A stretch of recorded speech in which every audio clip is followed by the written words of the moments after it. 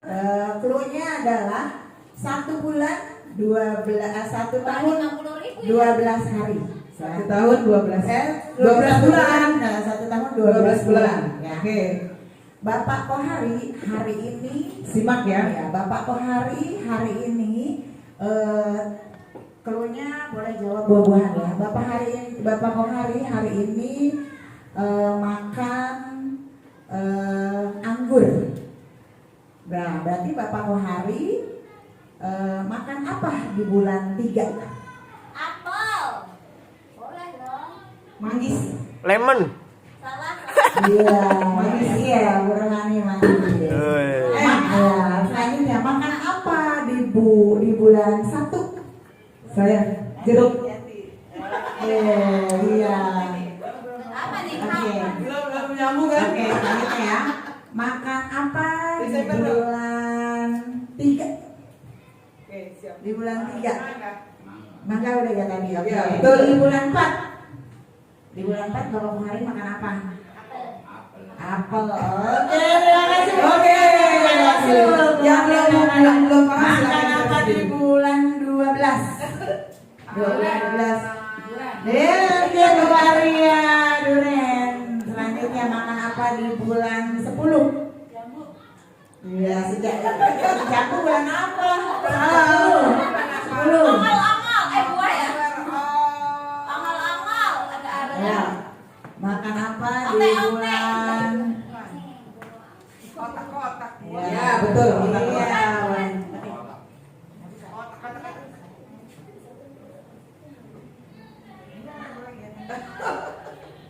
Oke, ini lagunya katanya Sherina. Iya. Tentang Apa segitiga. nanti? Jadi kita fokus ke segitiga restitusi karena itu hal baru yang Harus kita pahami. dan banyak yang belum kita tahu ya. I love Enviro on this because it is a one-stop shop for me as a content creator, so I can create videos in a short. Ya, di video yang udah Udah. Oh ya. Ya, tapi ini di tengah-tengah. Yang asli. Baik, kita sambil menyimak aja makna kata-katanya dan ini boleh nanti kita kasih pertunjukan ke anak-anak ya, karena setiap manusia di dunia pasti punya kesalahan, tapi hanya yang berani yang mau mengakui. Setiap manusia di dunia pasti pernah sakit hati, hanya yang berjiwa satria yang mau memaafkan. Betapa bahagianya punya banyak teman, betapa senangnya, betapa bahagianya dapat saling menyayangi.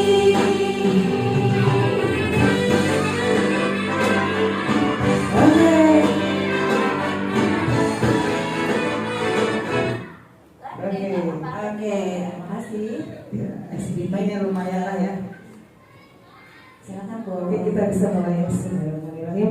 Assalamualaikum warahmatullahi wabarakatuh. Waalaikumsalam. Selamat siang, salam sejahtera untuk kita semua yang hadir pada kali ini.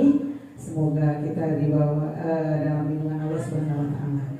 Oke, selanjutnya kali ini kita akan menampilkan mengenai modul 1.4 ya, budaya positif oleh Ibu Neng Fenty Nurnianingsih, SDN Kalideres 06 Pagi, CGP Angkatan 9. Kepada beliau kami persilakan.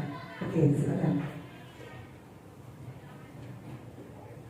Baik, terima kasih Ibu Rohani Hadiati. Assalamualaikum warahmatullahi wabarakatuh. Waalaikumsalam warahmatullahi wabarakatuh. Yang terhormat Bapak Jainuddin SPD selaku Kepala SDN Kalideres 06 Pagi, yang kami hormati Ibu Lili Halimah SPD Selaku Wakil Kepala Sekolah SDN Kalideres 06 Pagi, Bapak Ibu Dewan Guru beserta staf yang berbahagia.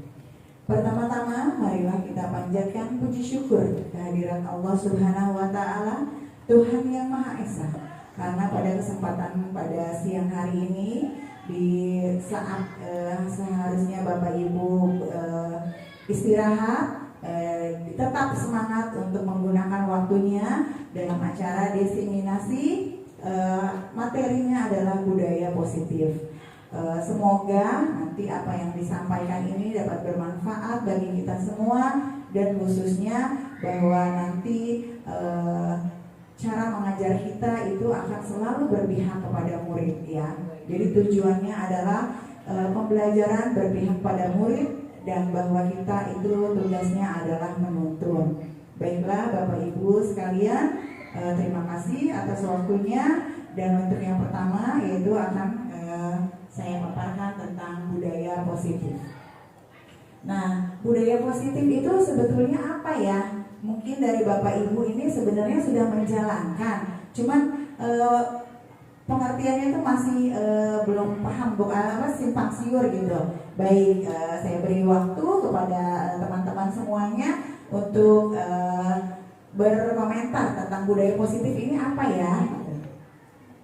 Yuk, silahkan. Siapa? Boleh? Ya, dari saya mungkin Oke, ya, terima kasih. budaya itu sendiri kan adalah hasil karya atau hasil dari suatu budaya akulturasi dari berbagai macam lingkungan ya. Dari sini mungkin budaya positif berarti nanti cara-cara atau budaya yang lebih baik, budaya yang baik yang patut dicontoh, mungkin itu dari saya. Oke, baik, terima kasih. Mungkin yang lainnya, ada yang lainnya? Budaya positif itu adalah saya berpikiran budaya positif itu budaya itu kebiasaan yang baik yang kita lakukan di kelas untuk membuat anak lebih baik. wow, bagus sekali jawabannya. Jadi kebiasaan. Jadi anak berbuat baik itu karena terbiasa. Anak berbuat baik itu karena ada dorongan dalam dirinya. Dorongan dalam dirinya itu terbentuk dari mana? Ya dari contoh teladan yang kita berikan. Ya, karena figurnya anak sekolah dasar itu masih operasional konkret, jadi apa yang dilihatnya itu pasti akan ditiru. Untuklah tugas utama kita jadi sebagai guru SD ini sangat berat ya, Pak Nasrul ya. Jadi kita tidak boleh memberi contoh yang tidak baik, karena itu bisa langsung ditiru sama teman, sama anak-anak. Bahkan kadang orang tua bilang begini, kalau misalnya disuruh sama orang tua itu susah, tapi kalau disuruh sama ibu guru cepat. Nah, oleh karenanya kita itu memiliki peran yang sangat penting di hati anak-anak, sehingga sentuhlah hati anak itu supaya mereka bisa mengikuti apa yang baik-baik dari dalam diri kita ya. Oleh karenanya peran kita itu sangat berat sebenarnya sebagai guru, tapi insya Allah nanti dengan pemaparan materi ini dari awal sampai akhir kita akan terbuka tentang budaya positif ini. Oke, baik, selanjutnya. Oke, jadi betul sekali seperti apa yang tadi dibilang oleh Ibu Rohani dan pendapat dari Ibu Lili, bahwa budaya positif merupakan perwujudan dari nilai-nilai atau keyakinan universal yang diterapkan di sekolah. Nah, budaya positif ini berasal dari mana? Dari disiplin-disiplin positif yang sudah diterapkan di sekolah ya. Insya Allah SDN Kalideres 06 Pagi itu selalu memberikan disiplin-disiplin positif tiap hari tanpa lelah. Karena pembiasaan itu nanti yang akan membudaya dan akan mengakar pada diri peserta didik ya. Gitu. Baiklah. Selanjutnya adalah, nah jadi tugas kita seorang guru itu apa ya gitu. Nah, seorang guru yang baik harus memiliki kemampuan dalam mewujudkan budaya positif di sekolah tadi. Ya, contohnya misalnya apa, Miss? Contohnya supaya disiplin positif itu membudaya. Coba dari Miss Ito. Atau dari yang lain, dari ayah. Wah, bagus. Bu Lili membuang sampah. Berakhlakul karimah. Berakhlakul karimah. Oke, Nah, datang tepat waktu. Bagus. Apalagi saling menyapa.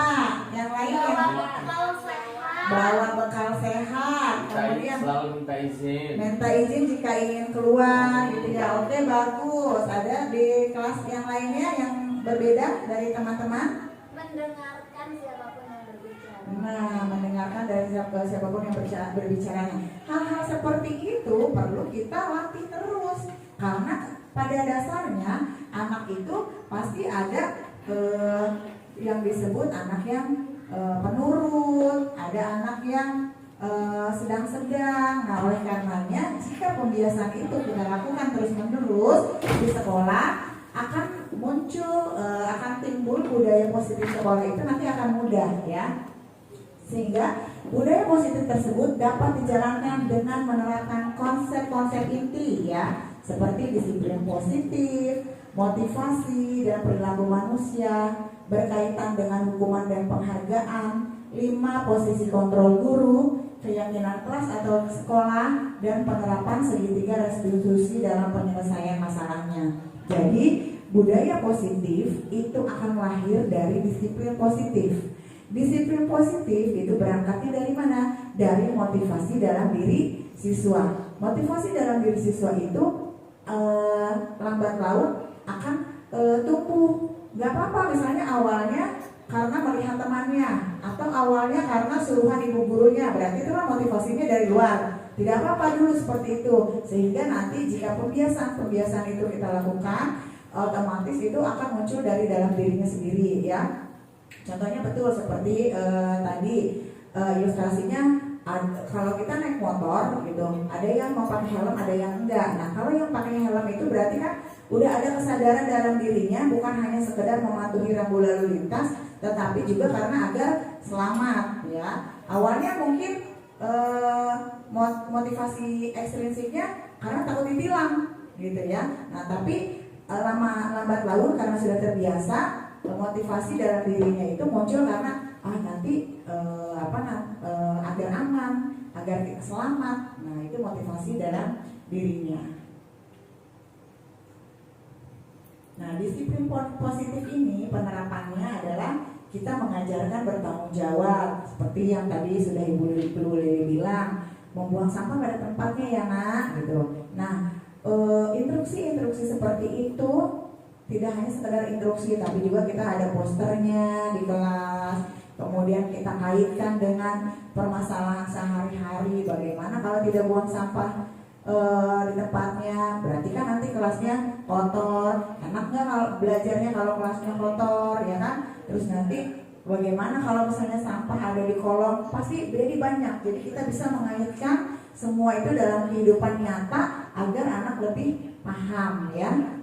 Karena anak-anak sekolah dasar itu tingkatannya harus konkret. Jadi kalau misalnya diajarkan dengan kehidupan sehari-hari itu pasti mereka akan lebih nyambung ya. Sehingga tanggung jawab ini menumbuhkan kesadaran diri. Nah, kadang kan kita ada sampah itu anak kadang belum mau ambil karena itu bukan sampah saya bu, gitu ya. Nah, nanti kalau misalnya budaya positif ini sudah muncul di sekolah kita, anak itu akan mengambil sampah dan membuangnya walaupun itu bukan sampah dia ataupun sampah temannya. Jadi kesadarannya ada dalam dirinya.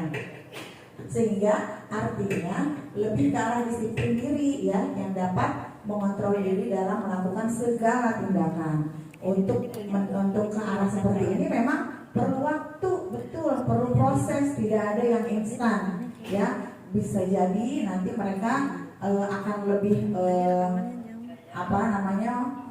motivasi dalam dirinya itu akan kuat nanti di SMP, atau nanti dia menemukan jati dirinya di SMA ya.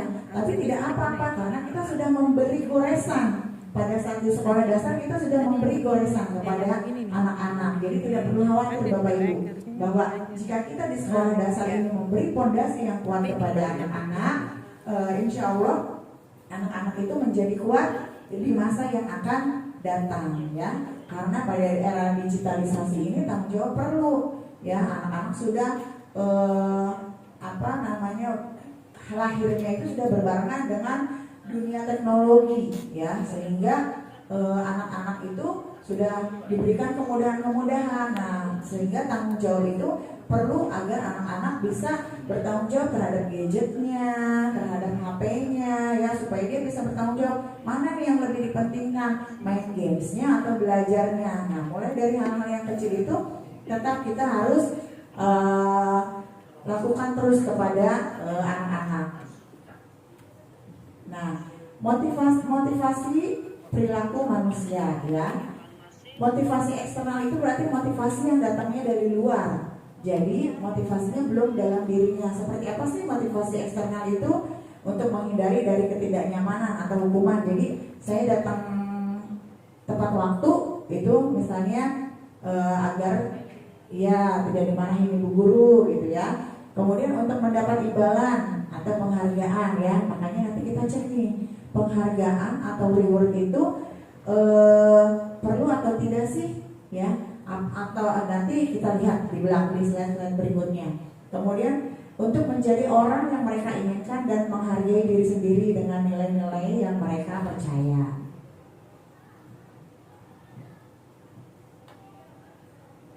Nah, motivasi perilaku manusia, kalau yang motivasi internal itu untuk menjadi orang yang mereka inginkan. Motivasinya datang dalam dirinya. Anak ini sudah tahu bahwa masuk pukul 6.30. Sebisa mungkin walaupun dibangunkan sama orang tuanya dia langsung bangun. Tidak bermalas-malasan dulu. Dek, ayo kita mau berangkat sekolah ke hari ini, dia langsung bangun. Itu berarti udah ada motivasi dalam dirinya. Ya, kalau yang motivasinya tadi masih dari luar, ya udah nanti ibu beri uang jajannya lebih nih, ayo sekolah. Nah, itu baru motivasi dari luar, ya. Kalau dibangunkan anak-anak sudah cepat dan dia untuk meresponnya itu berarti itu motivasinya dari dalam dirinya. Kemudian untuk menghindari hukuman atau penghargaan, ya. Jadi dia anak ini melakukan sesuatu bukan melihat dari ada penghargaan atau ada hukuman, tidak, ya gitu. Jadi tidak melihat ke situ. Nah, kebutuhan dasar manusia nih, ayo coba mungkin teman-teman ada yang tahu kebutuhan dasar manusia itu apa saja? Boleh dari Ibu Ani, ya, Ibu Ani. Kira-kira kebutuhan dasar kita sebagai manusia apa ya? Yang menurut Bu Ani pahami? Iya, baik. Kebutuhan dasar manusia yang paling saya ini yaitu kebutuhan kasih sayang, Oke. penghargaan mungkin kali ya. Penghargaan, ya. Terus sama pengakuan. Oke. Oke, yang lainnya Bapak Ahmad Kohari. Kebutuhan dasar manusia itu apa saja sih, Pak? Gitu. Kebutuhan dasar manusia yang pertama mendapatkan rasa aman, perlindungan. Oh iya, betul. Jadi cukup. Yang lainnya kebutuhan dasar yang Pak Ahmad dirasakan deh. Kebutuhan dasar manusia itu kesenangan. Kesenangan. Ya, berarti kita juga perlu rasa senang ya dalam hidup, ya, supaya tidak monoton, betul Pak? Iya, betul. Ada yang lain? Tambahin satu, kebebasan ya. Oh iya, boleh. Tambah satu adalah kebebasan. Bebas berekspresi maksudnya, ya. Oke, baik. Ya, terima kasih Bapak Ibu. Wow, baik sekali, ya. Jadi kebutuhan dasar tadi itu ada 5, ya. Menurut Dr. William Glasser dalam bukunya yaitu Child's Theory, bahwa kebutuhan dasar manusia itu ada 5. Betul tadi yang dibetul oleh Ibu Ani, kita membutuhkan kasih sayang dan rasa diterima. Kemudian ada Ibu Rohani, kebebasan. Bapak Ahmadin, kesenangan. Kemudian ya, Bapak Kohari juga ada rasa aman, ya, ada pengakuan dan atas kemampuannya. Yang pertama bertahan hidup, ya. Bertahan hidup itu adalah kebutuhan dasar kita. Kebutuhan dasar kita bertahan hidup itu contohnya seperti apa ya, Miss? Bertahan hidup kita itu makan, perlu minum, ya, perlu tempat tinggal. Yuk, mari kita cek satu persatu kebutuhan dasar manusia. Nah, Kebutuhan dasar itu yang pertama adalah bertahan hidup, bahasa Inggrisnya adalah survival ya. Merupakan kebutuhan yang sifatnya fisiologis. Fisiologis itu untuk bertahan hidup, misalnya kesehatan, rumah, dan makanan. Nah, kalau misalnya tadi yang sudah dijelaskan itu lebih ke gurunya. Nah, ini kalau misalnya untuk ke siswa seperti apa nih? Contoh kasusnya gitu. Ya, contoh kasus misalnya jika ada anak yang selalu meminta bekal makanan temannya. Nah, ya kan? Berarti apa kebutuhan dasarnya yang belum terpenuhi?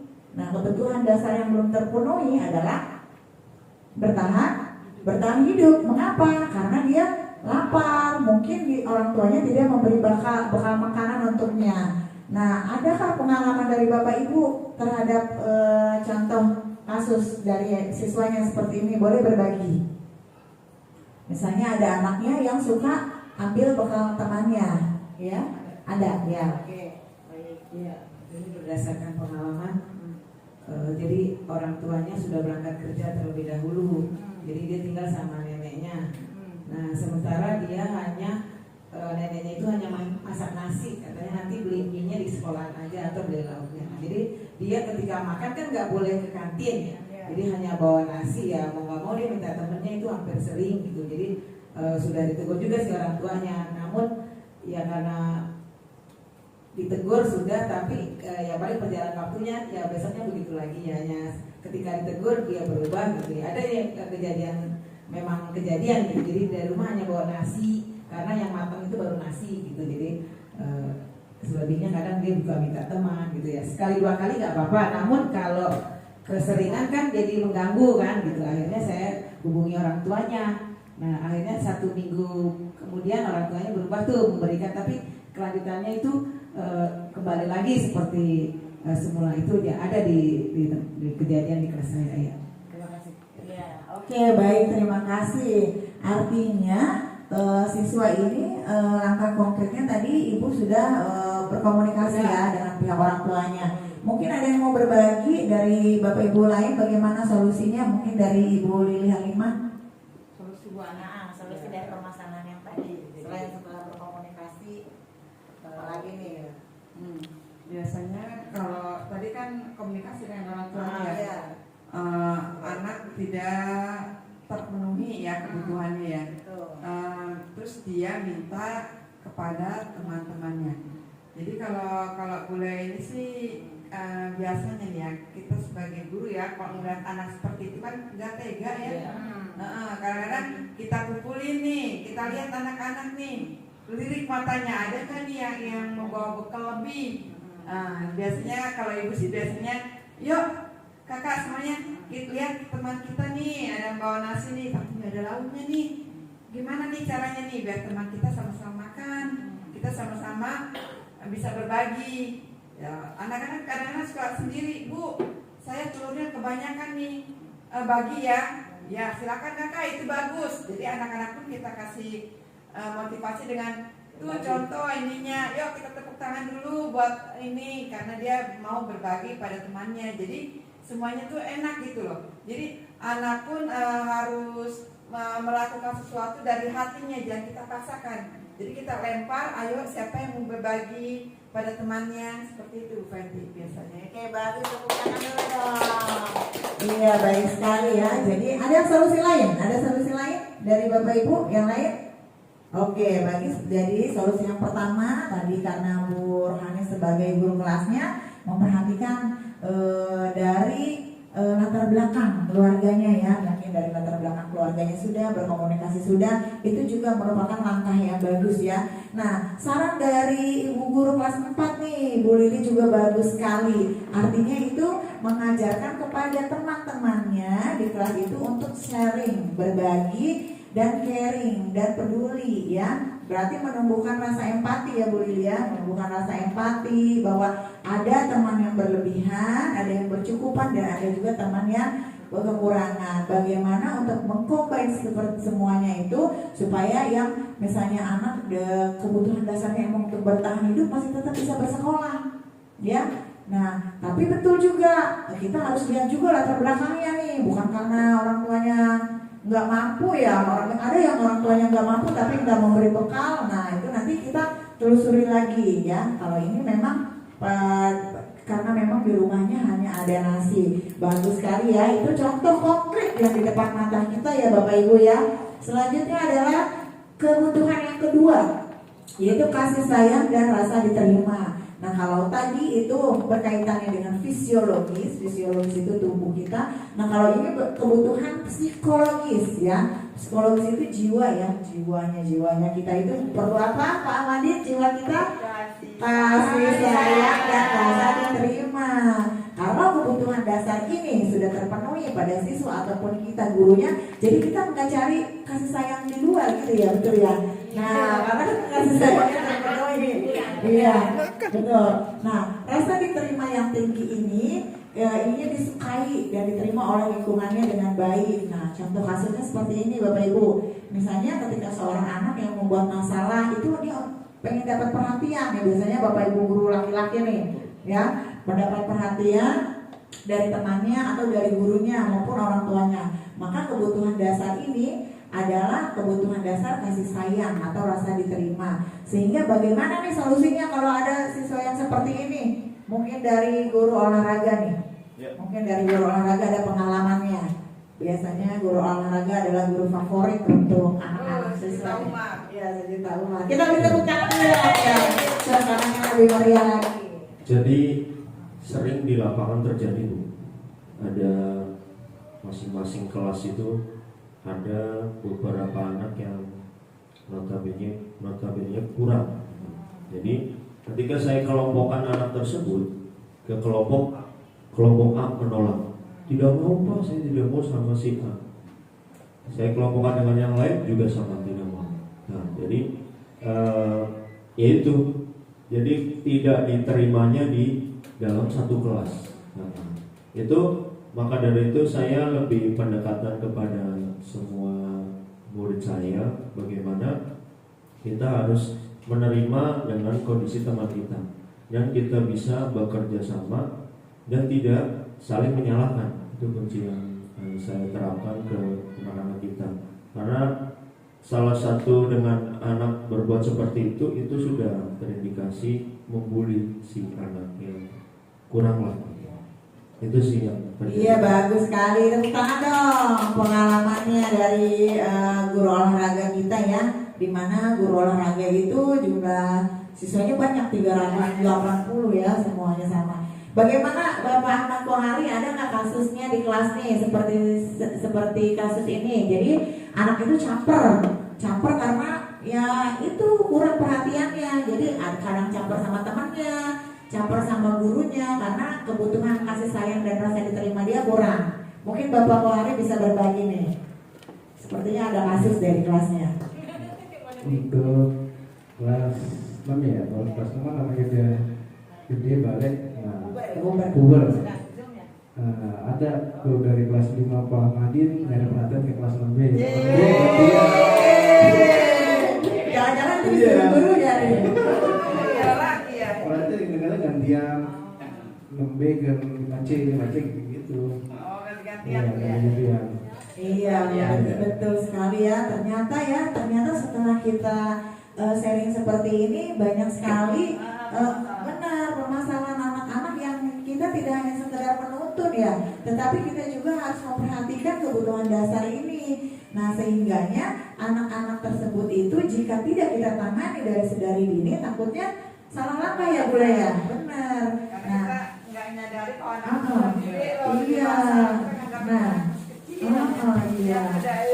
Nah, ternyata udah mulai ada rasa suka dengan teman ini ya, dengan lawan jenisnya. Nah, oleh karena itu ada solusinya nggak? Coba Ibu Aning nih punya solusi nggak? Kalau misalnya ada siswa seperti itu yang membutuhkan rasa kasih sayang, gimana nih solusinya?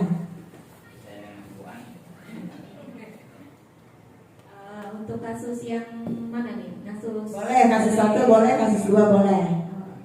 Dari kasusnya Pak Kohari tadi di kelas 6 minta perhatian balik dari kelas 5 ya kan, kelas 5 ke kelas 6 cari perhatiannya. Mungkin kalau yang itu sifatnya sifat yang perlu kita perhatikan bukan lagi istilahnya sudah besar, jangan sampai anak itu cari perhatian yang lebih.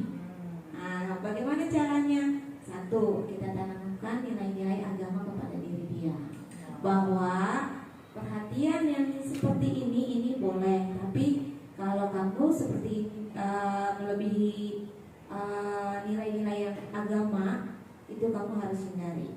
Jangan sampai pusat perhatian memberikan perhatian ke siswa tersebut, jangan sampai salah atau melanggar nilai-nilai agama. Oke, bagus sekali, tepuk tangan dong. Iya, boleh.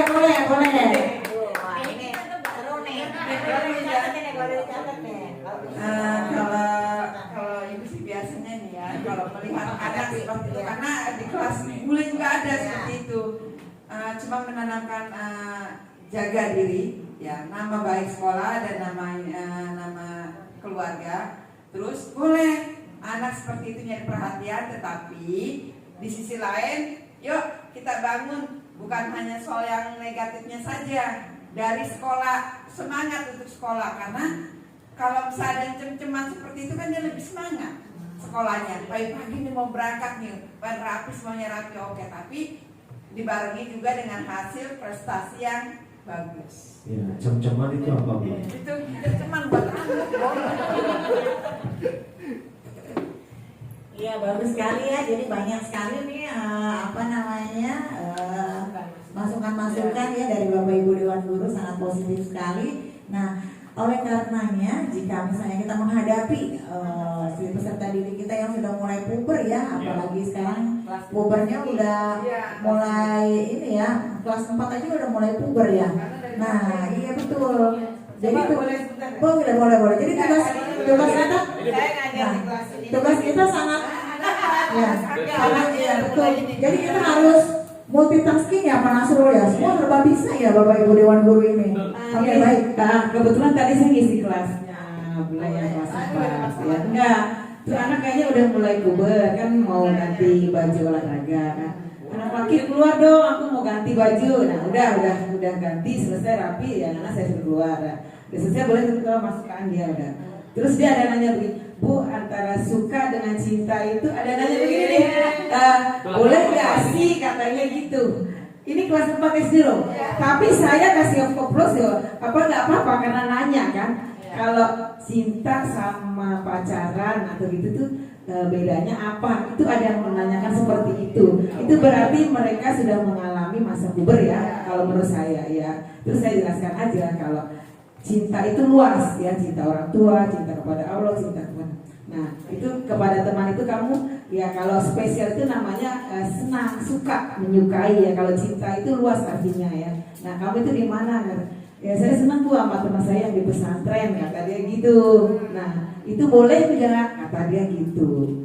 Nah, coba tolong disambung Bu Fenty, saya hanya ini. Oke, bagaimana yang menyukai lagi? Iya, bagus sekali ya. Yang bertanya itu perempuan. Yang bertanya perempuan ya. Iya, tepuk tangan dulu dong. Ini untuk kasus-kasus kita ini yang sangat detail sekali dan sangat problematika ini. Bagaimana coba Bapak Nasrul? Kelas 4 SD. Bagaimana mungkin Bapak Nasrul jika menghadapi siswa yang sudah mulai puber dan membutuhkan rasa kasih sayang, tapi bukan dari orang tua nih, tapi dari teman, gitu. Dari lawan jenis. Bagaimana sikap kita sebagai guru memberi yang benarnya itu, yang positifnya seperti apa, supaya anak itu memahami atas tindakannya. Ya, inilah fenomena akhir zaman. Dulu waktu kita tuh, enggak maksudnya percepat lebih cepat gitu. Kalau dulu kan paling kalau kita SMP atau SMA. Kalau zaman kita masih memendam pokoknya. Memendam cuma sekedar rendang. Ini bahaya loh yang mendam. Enggak, tergantung. Kalau kita mah pendam kita pelihara ya, tumbuh bunga-bunga. Jangan diinjak-injak pendamnya, salah itu. Karena ini kita mengalami percepatan dari bukan sekedar dari itu doang kasih kehidupan. Makanya hal itu dibuktikan dengan perpindahan kurikulum yang tadi misalnya ya tentang pubertas ada di kelas 6, itu di kelas 5. Ada. Iya. Terus bagaimana nih rasa ini kan alamiah ya, natural gitu, setiap manusia pasti ada. Sebagaimana lagunya siapa itu? Rasa cinta pasti ada betul. Siksa kubur. Salah. Ya, kita ini aja memfasilitasi bahwasanya yang namanya cinta itu bukan sekedar dia ganteng terus kita suka. Dia itu bukan, kalau itu bukan cinta, itu namanya suka, nafsu. Kalau kita menjurus pada perbuatan yang salah namanya nafsu. Kita jelaskan kepada mereka. Dia namanya cinta itu bukan sekedar dilihat enak, dipandang enak, bukan. Cinta itu ada pengorbanan. Di dalam cinta ada ketaatan. Jadi cinta itu harus dirawat. Beda kalau suka nggak usah dirawat juga. Kalau ada waktunya suka, kalau waktu gitu. Tapi kalau cinta itu harus dirawat, dijaga, jangan sampai dibilang sama anak begitu. Jadi mereka ketika akan berbuat yang negatif, mereka berpikir ini perbuatan salah. Ini perbuatan salah, yang benar begini. Tunggu pada masanya. Gitu.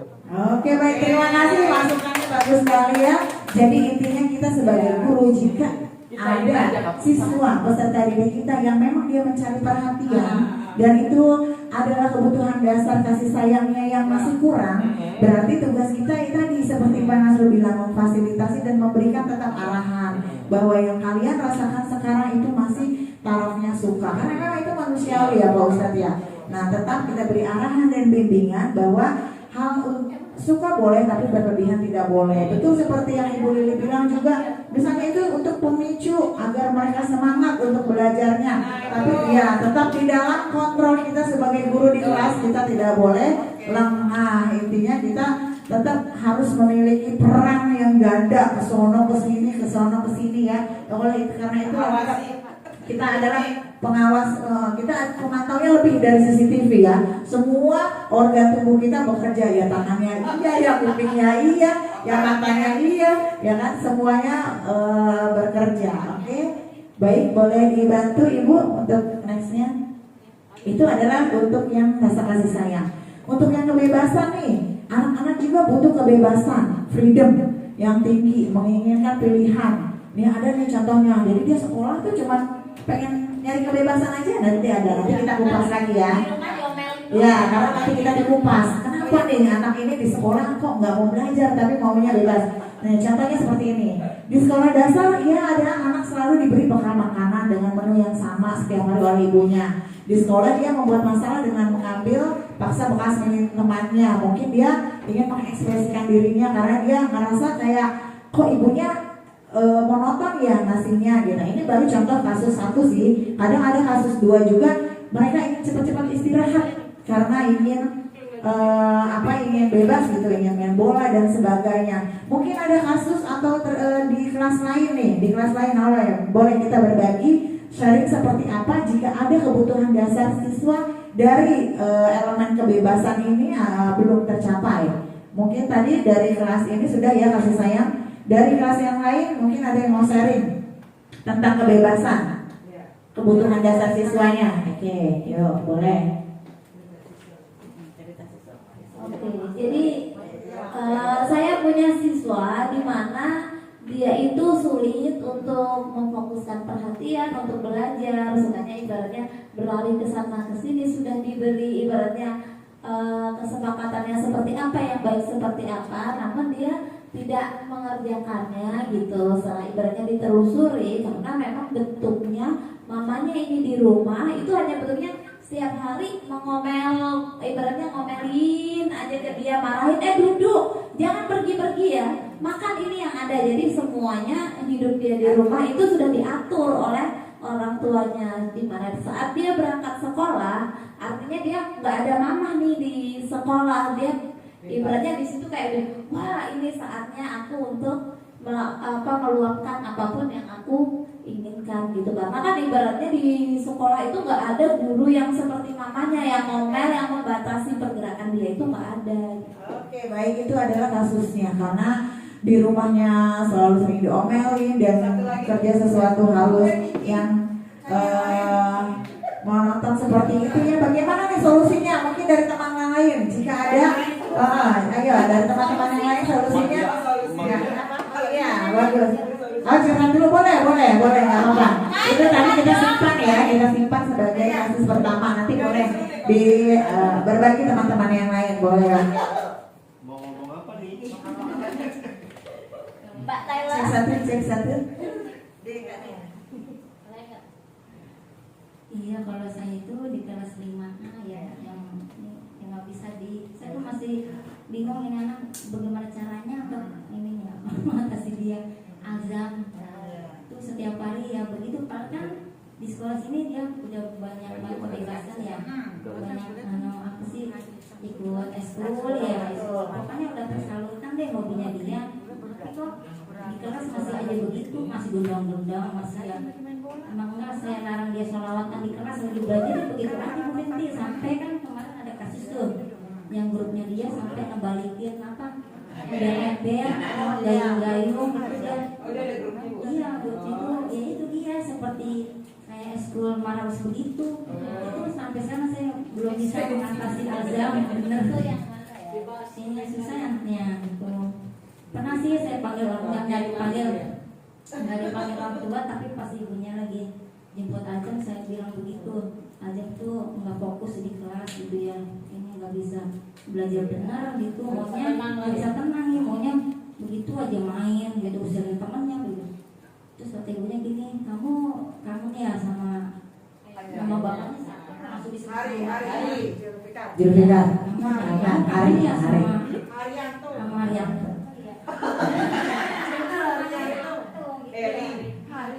Kata si Aljamnya enggak mah gitu. Si baru sampai situ aja yang saya ini yang belum ngertinya. Oke, iya baik, terima kasih. Kita beri tepuk tangan dulu dong. Ini ada kasus terhadap peserta didik kita yang kebutuhan dasar dari kebebasannya belum terpenuhi. Nah, oleh karena itu bagaimana nih solusinya nih? Ayo teman-teman, ada solusi ya terhadap permasalahan yang tadi Bu Fala dengan permasalahan yang dari kelasnya Ibu Mardia. Solusinya kayaknya ke Bapak Nasrul lagi nih. Bapak Nasrul lagi. Ya, bagaimana nih kalau menghadapi siswa seperti ini? Kita sebagai guru apa ya yang harus kita lakukan? Tapi saya nggak bisa tes. Nah, tes. Tapi saya nggak yakin nih kalau jawaban saya juga benar ya, karena kalau dari sisi umur dia beda sama anak saya, dia udah umur berapa ya? Jam 11 ya. Tapi saya ada ngambil sisi samanya.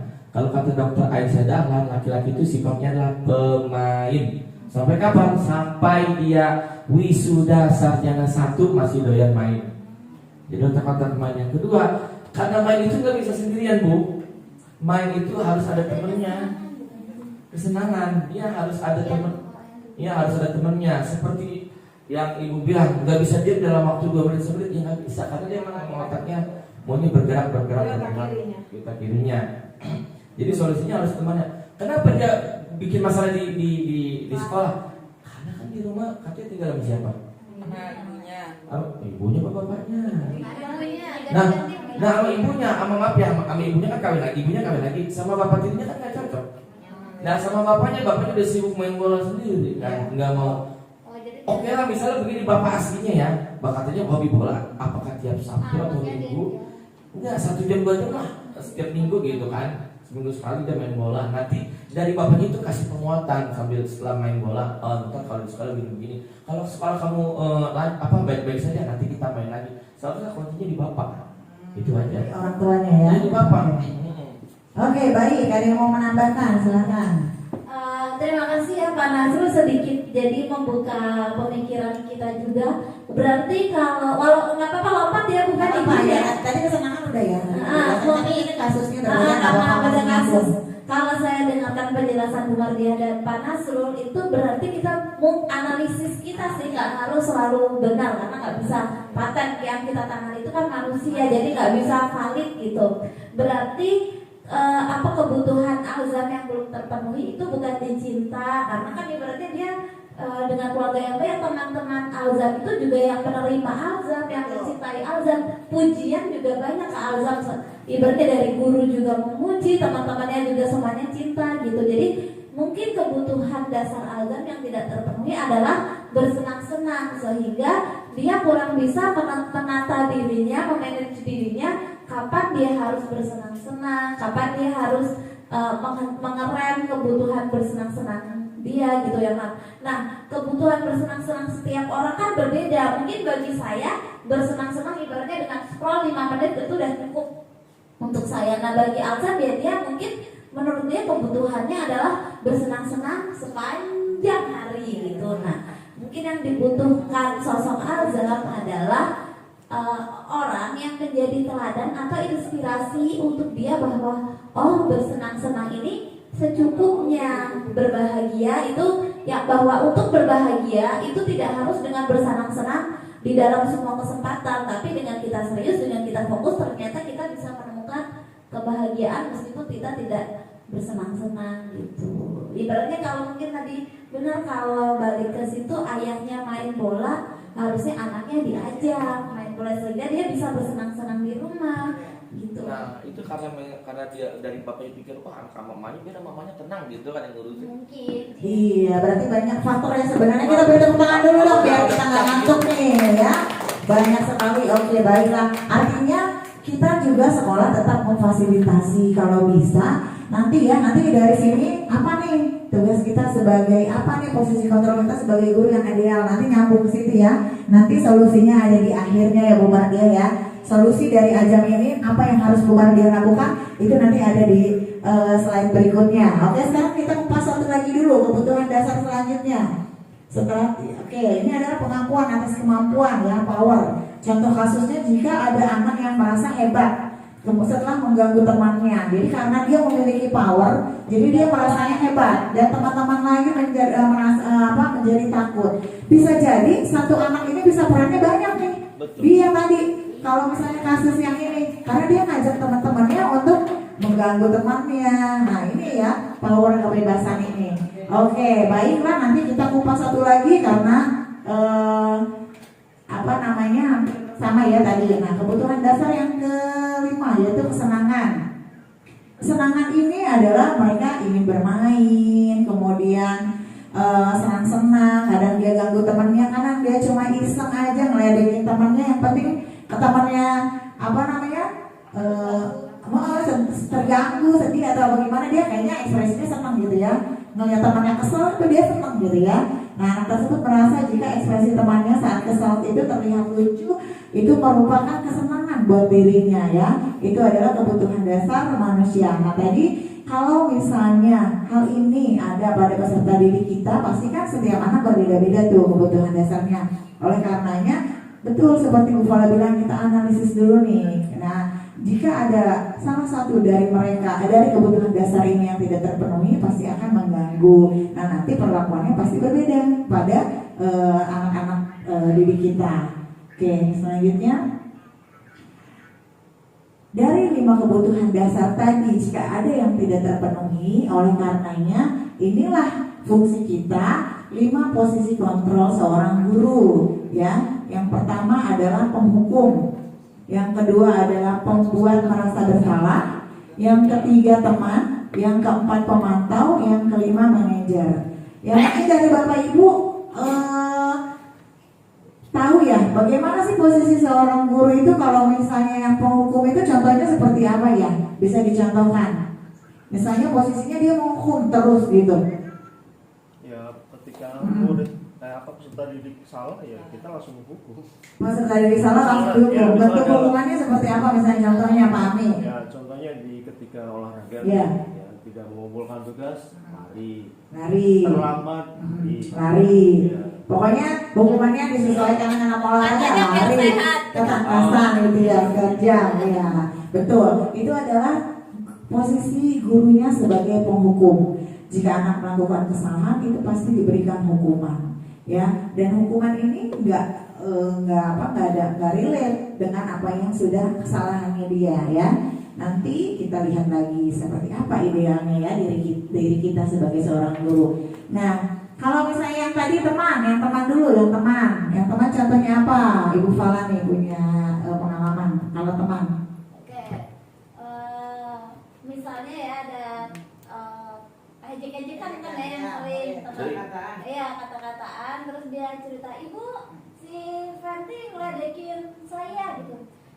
Ya udah nggak apa-apa, sama kok Bu Fala juga sering diledekin, maafin aja ya gitu. Udah biasa aja, udah nggak usah didengerin ya gitu ya. Nggak usah Jadi gak ada solusi ya terhadap anak itu. Jadi kayak dibiarin. Udah sih cuma diledekin doang gitu ya. Nah itu tuh. Ada posisi lebih tinggi. Iya, Bu Fala juga dulu sering diledekin, nyatanya nggak ngaruh apa-apa kan, dan santai aja ya. Oke. Jadi itu posisi ya sebagai teman. Oke, yang ketiga yang tadi membuat merasa bersalah itu misalnya contohnya dia tidak memperhatikan. Jadi bilang gini, Pak Hari ayo dong perhatikan gitu. Kamu kenapa sih datangnya terlambat terus? Nanti ibu sedih loh kalau ya gitu. Jadi nggak suka ngajar di kelas ini, ibu nggak mau deh gitu ya gitu. Nanti kamu kemana gitu ya. Ya itu nanti membuat merasa bersalah. Jadi semakin si Andi ini dia merasa bersalah ya, tapi tidak berubah sikapnya, hanya dia merasa bersalah aja. Kemudian yang 4 itu adalah pemantau. Nah kalau yang pemantau itu hanya posisinya dia mantau. Ayo coba tadi kamu kesalahan apa yang sudah kamu lakukan. Kamu tahu nggak sebenarnya harusnya seperti apa. Jadi hanya seperti itu. Tidak ada solusinya juga. Nah yang kelima adalah idealnya adalah kita sebagai manajer. Nah kalau manajer ini guru berbuat sesuatu itu bersama murid. Mempersilahkan murid, mempertanggungjawabkan perilakunya, dan mendukung murid agar dapat menemukan solusi atas permasalahannya sendiri. Nah ini nanti bisa diterapkan kepada Ajam duduk bareng sama Bu Mardia, tanyakan kenapa Ajam berbuat seperti itu. Tapi ada catatannya, nanti Bu Mardia catat. Kemudian kalau menurut Ajam bagaimana ya? Kalau Ajam seperti ini mengganggu temannya tidak? Kalau Ajam seperti ini ada manfaatnya enggak buat diri Ajam? Kalau misalnya seperti Ajam selalu bermain-main, nanti Ajam dapat apa di sekolahnya? Gak ada yang ilmu yang didapat gitu. Jadi bisa jadi kesenangan itu dengan cara membaca ya, atau nanti Bu Mardia memfasilitasinya dengan pembelajarannya berdiferensiasi karena mungkin emang dia kinestetiknya lebih unggul dibanding yang lain ya. Nanti Bu Mardia boleh setiap kelompoknya aja atau dan yang lain-lainnya mengerjakan segala sesuatunya boleh dengan bermain peran, kasih kesempatan mereka untuk berekspresi ya, untuk berekspresi. Nah kemudian posisi manajer ini adalah dapat menjadikan murid itu nanti ada motivasi dari dalam dirinya sehingga tercipta identitas positif dan berhasil pada diri murid. Nah bagaimana sih tiga restitusi ini dapat kita lakukan? Nah sebelumnya kita pasti setelah membuat kesepakatan kelas ya, karena paradigma baru sekarang adalah kesepakatan kelas. Saya yakin Bapak Ibu di kelas sudah membuatnya bersama peserta didiknya, dan dari kesepakatan kelas itu nanti akan muncul keyakinan kelas. Di mana keyakinan kelas adalah berawal tadi dari nilai-nilai kebajikan. Jadi contohnya misalnya disiplin datang tepat waktu. Artinya nilai keyakinannya adalah disiplin. Bahwa murid kita disiplin. Kita yakin bahwa murid kita disiplin, gitu ya. Atau tidak mengganggu temannya ya. Itu nanti kesepakatan kelasnya artinya menghormati dan menghargai teman. Nah, berarti nanti keyakinannya kelasnya apa? Nilai kebajikan yang tepat untuk menghormati dan meyakininya itu. Nah, keyakinan kelas ini guru berperan dalam mewujudkan terbentuknya keyakinan sekolah atau kelas dengan adanya kesepakatan antara guru dan murid. Jadi kesepakatan kelas ini dibuat bersama murid. Kenapa? Agar anak-anak merasa tidak ada tekanan untuk melakukannya, karena kan semuanya bersama-sama dilakukan bersama, dan itu atas kesepakatan bersama. Anak-anak tidak dipaksa untuk ikut terhadap peraturan yang sudah kita buat, tetapi ada dari dalam dirinya sendiri. Keyakinan kelas ini berupa pernyataan universal yang mudah diingat, dipahami, dan harus diterapkan dalam lingkungan sekolah.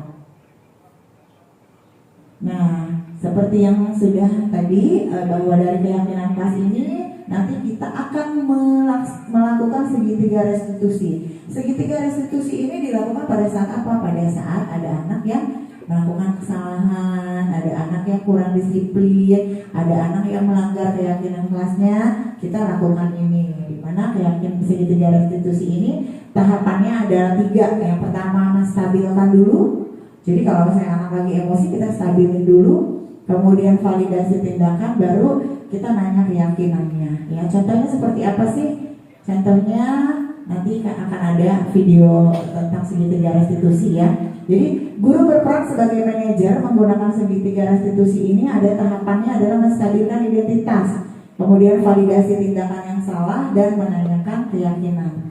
Dari 3 tahapan ini ya guru waria dan teman-teman tujuannya menghasilkan murid yang mandiri dan bertanggung jawab. Tapi betul seperti yang Ibu Fala bilang bahwa dalam menjalankan segitiga restitusi ini perlu proses. Tidak satu kali anak kita restitusi itu akan selesai gitu. Bisa jadi ada kesalahan-kesalahan lain yang akan dia perbuatnya. Tetapi artinya dari slide-slide sebelumnya yang sudah dipaparkan di sini, artinya paradigma baru ini kita jangan sampai menjadi posisi kontrolnya yang penghukum, ya, atau hanya pemantau saja. Jadi membiarkan kesalahan-kesalahan mereka berlalu begitu saja, ya. Pembiaran ini takutnya nanti mereka tidak menemukan jati dirinya dan mereka akan salah langkah. Sehingga idealnya adalah kita sebagai manajer. Oke, dari segitiga restitusi ini ya penerapannya seperti ini. Ada posisi kontrolnya sebagai manajer, jadi kita panggil kalau ada siswa yang melakukan kesalahan, kita sempatkan waktunya, kita stabilkan identitasnya sampai mereka menyadari kesalahannya mereka masing-masing. Oke, berikutnya ini contohnya.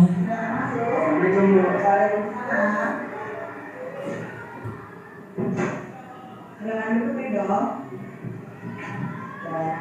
Ya, gimana kabarnya hari ini? Baik Bu. Ya, Ido, apakah kamu tahu dipanggil kemarin sama Bu Naki? Karena saya selalu Bu. Ido datang terlambat. Boleh Ibu tahu alasannya kenapa? Karena saya nggak pulang. Oh, latihan pencaksilat. Latihan pencaksilat dari jam berapa? Dari hari Selasa. Oh, jadi kalau latihan pencaksilat itu memang biasanya malam ya? Nah, setelah itu apakah kamu langsung tidur? Bermain game dulu. Bermain game. Kenapa alasan kamu bermain game? Karena belum bisa tidur. Kita bisa tidur baik. Nah, setelah kamu latihan dan bermain game, berarti jam tidur kamu berkurang kan? Apa yang terjadi keesokan harinya? Nah, terlambat datang sekolah. Kalau terlambat datang sekolah, nanti ini kamu terburu-buru berangkatnya. Ya, kalau terburu-buru itu akibatnya apa jadinya? Salah membawa catatan.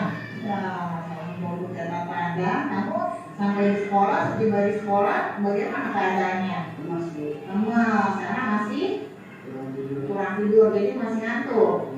Oke, baiklah. Jadi semua orang pasti melakukan kesalahan, tetapi orang yang baik adalah orang yang menyadari kesalahannya. Setelah kejadian ini, kamu menurut Ridho apa yang Ini harus saya dilakukan? nanya, jadi di bawah ada anggaran RKS-nya, Pak. Saya belum kirim ke Pak Ali. Yang nyusun Pak Ali kan kalau anggaran RKS. Mengatur waktu. Nah, nanti kondisikan pelaku pencaksilatnya agar sampai ISA sudah selesai. Dan setelah itu apa yang kamu lakukan ketika sudah selesai pencaksilat? Ya, setelah kejadian ini apakah kamu masih mau bermain game lagi? Tidak, boleh bermain game tapi di waktu libur. Jadi pesan ibu adalah kamu tentu punya alasan mengapa melakukan itu. Oh, bagaimana saya yang paling efektif? Dan berjanji. Terima kasih bahwa kamu sudah menyadarinya. Semua adalah ibu lakukan demi kebaikan kamu sendiri. Baiklah, terima kasih Ridho. Semoga kamu nanti langsung pulang ya. Salam buat orang tuanya. Terima kasih Ridho. Oke, itu jadi jika ada siswa yang selalu datang terlambat dan akhirnya membawa bukunya salah ya, tidak langsung kita hukum, tidak langsung kita suruh berdiri ya. Itu yang harus kita lakukan ya. Memang sangat berat ya Bapak Ibu tugas kita sekarang, tapi demi masa depan yang inilah yang diharapkan di paradigma baru ini, bahwa segala sesuatunya dengan kata menuntun. Jadi ya menuntun itu tidak menarik ataupun tidak mendorong ataupun tidak melepasnya gitu ya. Jadi tetap kita menuntun. Iya. Oke. Nah, dari budaya positif ini adalah sangat erat kaitannya dengan filosofi Ki Hajar Dewantara, di mana dengan menjalankan disiplin positif di sekolah, maka akan mempermudah dalam pencapaian pendidikan nasional yang sesuai dengan filosofi Ki Hajar Dewantara yang bahwa pendidikan itu harus berpihak pada murid, menuntut tumbuh kekuatan kodratnya pada anak ya. Jadi semua dari slide awal dari sampai slide yang hampir habis ini tujuannya adalah menuntun peserta didik ya. Nah, oke, budaya positif ini dapat terwujud jika seorang guru memiliki lima nilai guru penggerak diantaranya berpihak pada murid, mandiri, inovatif, reflektif, dan kolaboratif. Dan budaya positif ini dapat terwujud dengan mendorong kolaborasi antara semua warga ya, dengan adanya keyakinan sekolah yang harus disepakati. Jadi intinya awalnya pada saat kita mau memulai di tahun ajaran baru itu kita buat dulu keyakinan kelasnya, sehingga nanti kita bersama-sama dengan peserta didik untuk menjalankan pembelajaran yang itu lebih enak. Jadi keyakinan kelas ini sebagai mewujudkan untuk budaya positifnya ini ya, sehingga anak-anak nanti memiliki motivasi dari dalam dirinya. Insya Allah ini akan mempermudah langkah kita ya Bapak Ibu.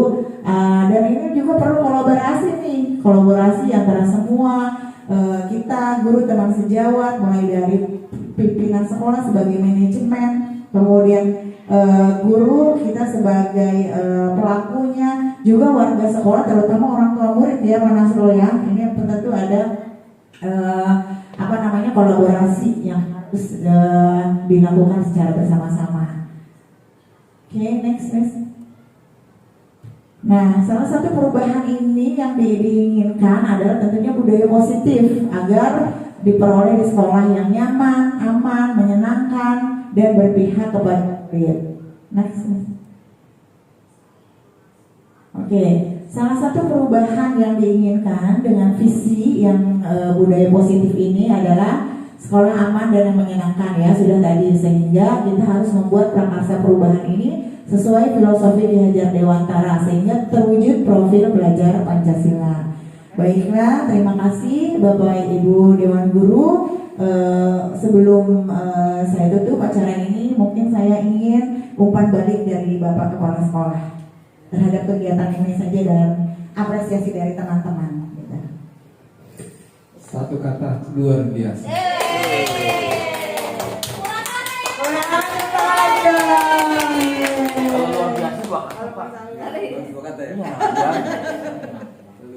Benar luar biasa. Semuanya aktif mendukung kegiatan ini. Mudah-mudahan dengan adanya kegiatan seperti ini, apa yang kita mengajarnya biasa-biasa saja, dengan adanya seperti ini kita bisa merubah dan bisa membiasakan kedepannya kita jadikan siswa itu sebagai tidak lagi kita seperti harus kita dorong, tetapi siswa itu ya emang seperti itulah yang harus dikerjakan gitu, tanpa kita dorong juga harus dia aktif dan kreatif seperti itu. Iya, baik, tepuk tangan dong, terima kasih umpan baliknya. Jadi intinya peserta didik itu sudah memiliki keunikannya sendiri, kita hanya menebalkan, dan dengan menebalkannya itu tentunya kita harus mewujudkan disiplin positif agar membudaya di sekolah kita, dan itulah peran kita di paradigma baru ini. Jadi mindsetnya dulu yang harus dirubah, betul Pak ya? Iya, mindsetnya. Jadi seorang guru sekarang adalah harus guru yang milenial, katanya seperti itu. Baik, komentar dari Bu Lili Halimah, silakan.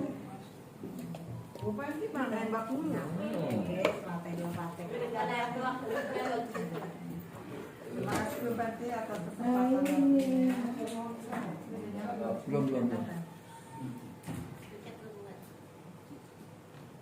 Ya, oke Bu Pati, terima kasih atas waktunya.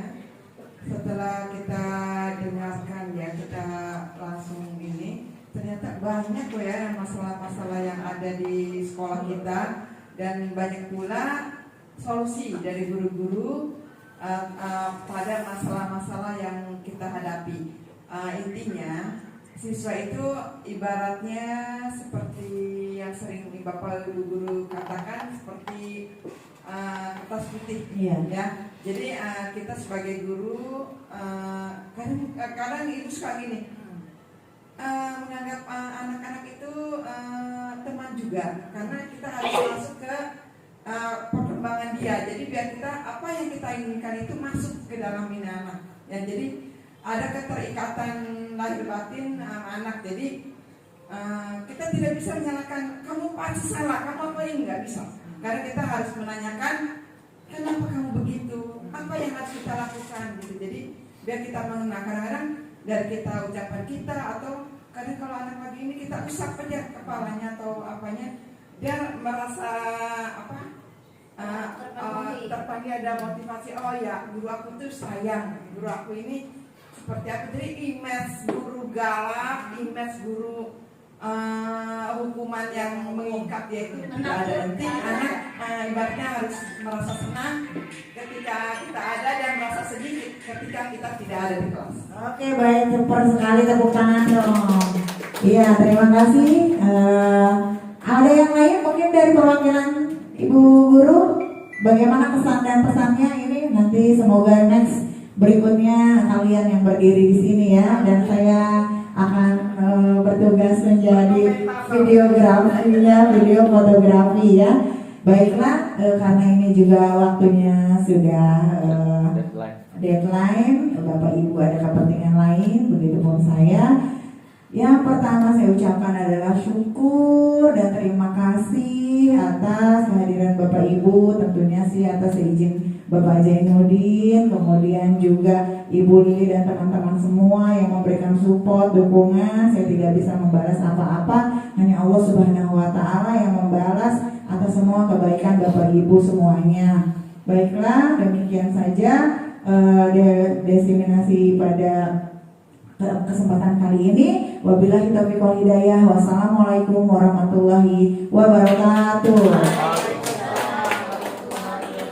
Oke, kita berikan terus sekali lagi tepuk tangan yang gemuruh.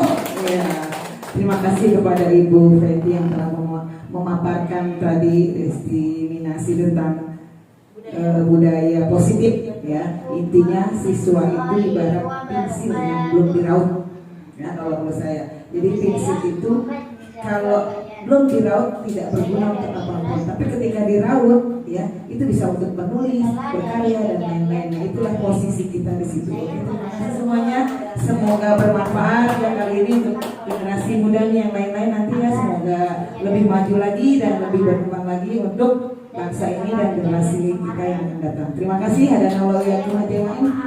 Wassalamualaikum warahmatullahi wabarakatuh. Terima kasih semuanya. Selamat sore. Super.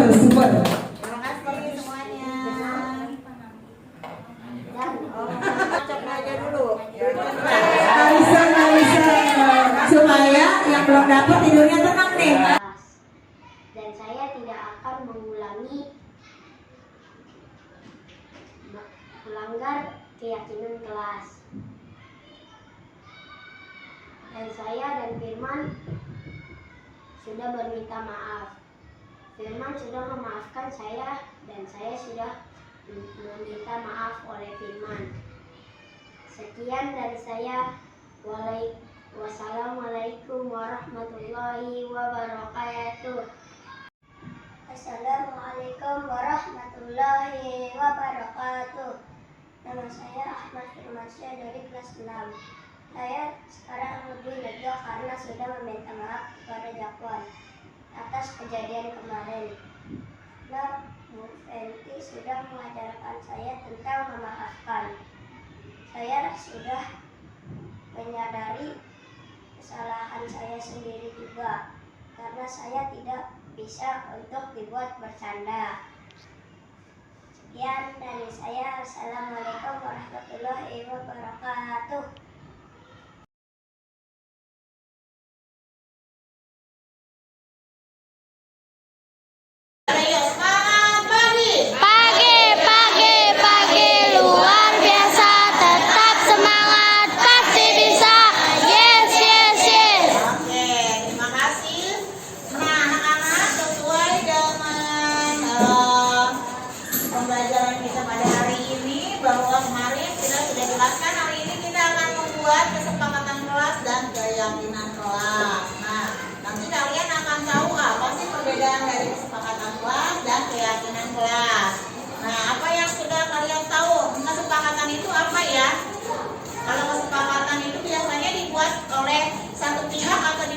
dua pihak. Nah, oleh karenanya kalau dalam ruang lingkup kelas ini berarti kesepakatan antara siapa dan siapa? Guru dengan murid. Bagus sekali. Berarti kalau kita menemukan kata sepakat, artinya semua yang sudah kita disepakati berarti harus kita jalani secara bersama. Baiklah, sekarang kesepakatan kelas yang pertama yang akan kita nanti diyakini menjadi keyakinan kelas. Boleh dari kelompok mana dulu? Kesepakatan kelasnya apa? Boleh catat sini. Dari kelompok 2, ya kelompok 2 perwakilannya boleh maju. Nomor 1, saya kesepakatan kelasnya apa? Contoh, datang tepat waktu. Nah, tadi itu ya. Seperti kesepakatan kelasnya waktu itu. Ya, boleh. Dari kelompok mana dulu? Kelompok nomor 1? 2. Oke. Gak apa-apa, nanti tidak usah takut salah. Nanti kita sepakati sama-sama. Kelompok 1 dulu, oke. Dari Angel, kelompok 1. Ya, diskusi dulu. Yang lainnya boleh berdiskusi. Nanti siapa perwakilannya ya?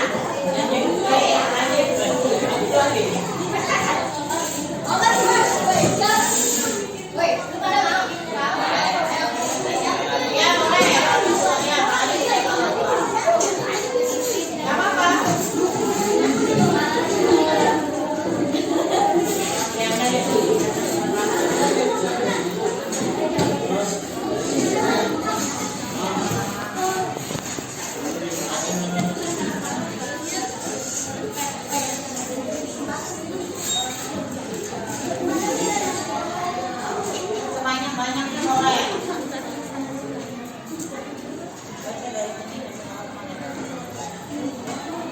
Oke, kelompok 2. Kelompok 2 nanti kelompok 3 aja. Kelompok 2.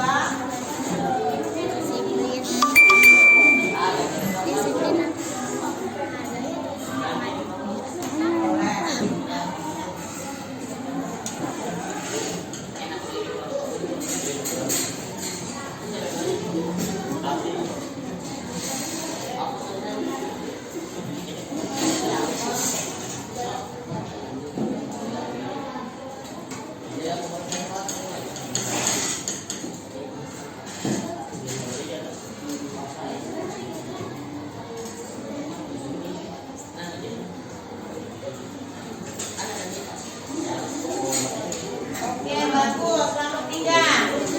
Yuk, ya, oke, keren. Masih jalan.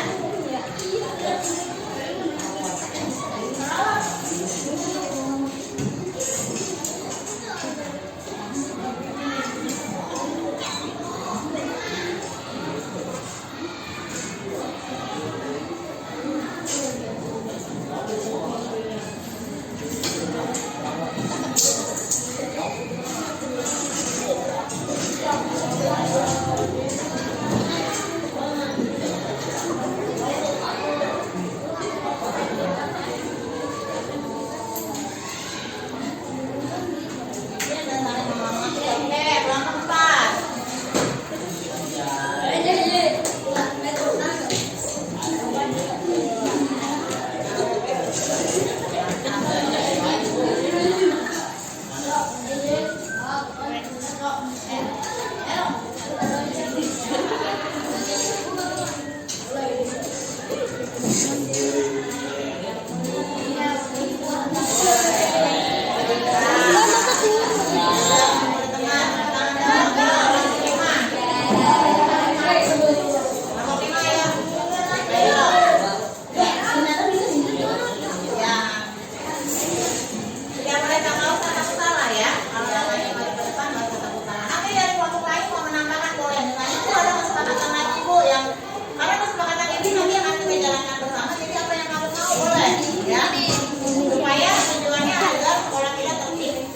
Lihat ibu pengen mukanya ketutup.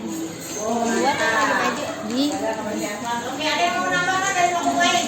Sebanyak-banyaknya kita bikin 10 boleh, bikin 7 boleh, bikin 8 boleh. Dari yang lain, selain ini, datang tepat waktu, memakai seragam, disiplin dan saling menghormati, tidak membuli, jaga kebersihan.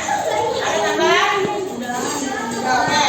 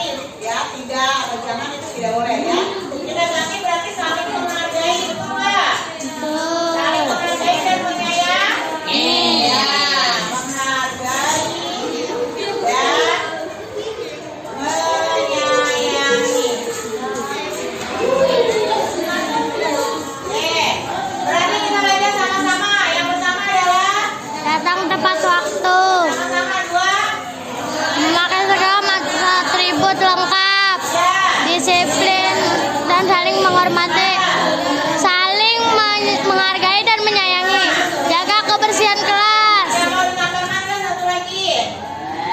Cukup? Cukup?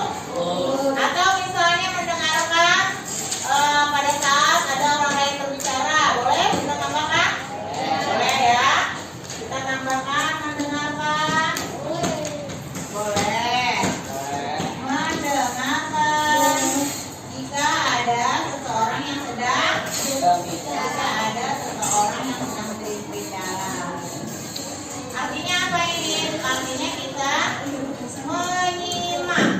menyimak dan menghargai. Bagus. Oke, dari kesepakatan kelas yang sudah kita buat ini, apa sih bentuk keyakinan kelasnya? Nah, berarti keyakinan kelasnya datang tepat waktu. Berarti saya yakin bahwa murid memiliki rasa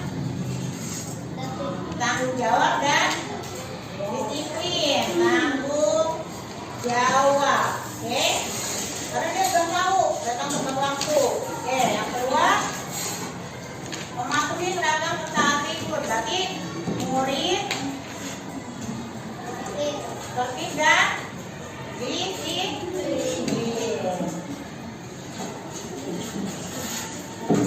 Kemudian kita mempercayai bahwa murid dan saling menghormati. Berarti memiliki rasa murid memiliki apa nilai kebajikan dari menghormati dan menghargai? Rasa hormat ya, memiliki rasa